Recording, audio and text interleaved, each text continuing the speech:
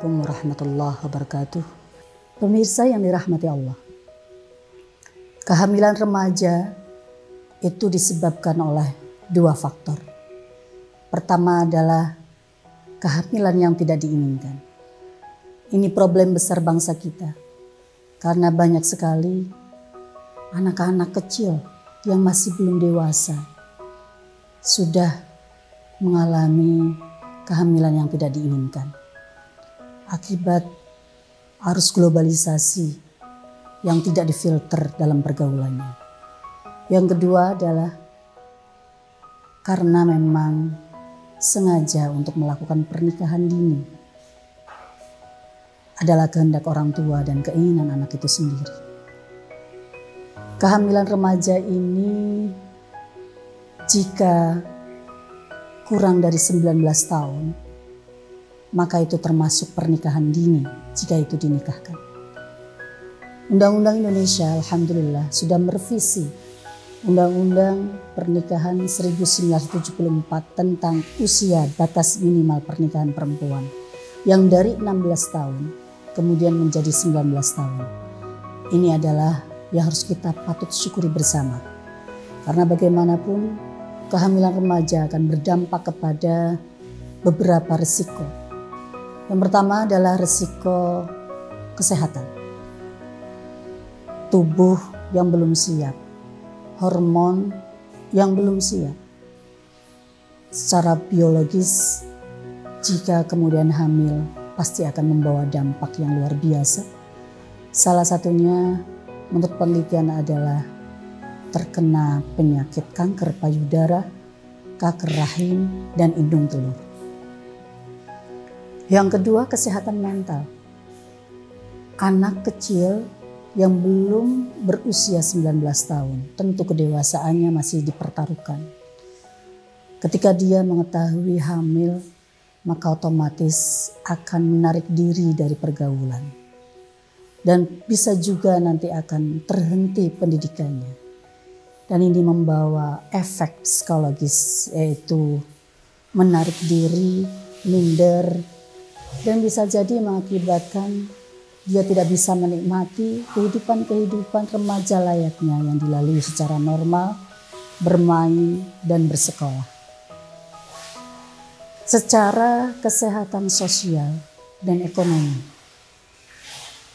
jika kebetulan orang tua remaja tersebut adalah orang tua yang tidak mampu, maka ada dua hal yang akan dikehendaki, yang akan terjadi, yaitu pertama, tidak ada kemampuan untuk menyewa pengasuh, sehingga anak yang menjadi ibu itu tadi harus berkutat dengan urusan-urusan rumah tangga. Otomatis dia akan meninggalkan bangku sekolah dan bangku mencari ilmu pengetahuan. Kemudian yang kedua, jika dari orang yang tidak mampu, maka anak akan tergantung kepada suaminya secara maksimal dari sisi ekonomi. Dan ketika seorang perempuan berumah tangga tergantung kepada suami dari sisi ekonomi secara maksimal, maka itu awal mula terjadinya KDRT, tindak kekerasan dalam rumah tangga. Karena banyak kasus KDRT itu dimulai karena ketidakmampuan ekonomi seorang ibu atau seorang istri. Dalam Islam sendiri sebenarnya sudah ada batasan. Kapan kita melakukan pernikahan? Kapan kita menikahkan anak-anak kita? Ayatnya adalah wabtalul yatama hatta idza balagun nikah. Fa in anastum minhum rusdan fadfa'u ilaihim.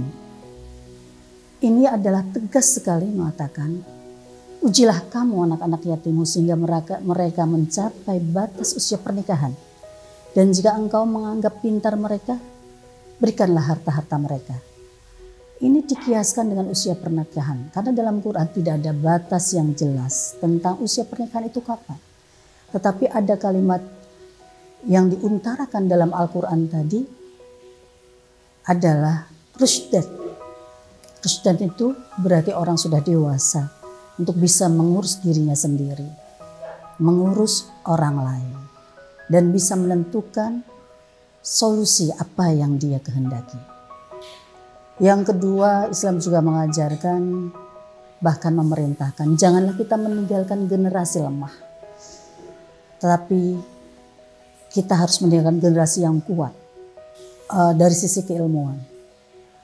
Wal yakhshal ladzina law taraku min khalfihim dzurriyyatan dhi'afan khafu 'alaihim falyattaqullaha wal yaqulu qawlan sadida.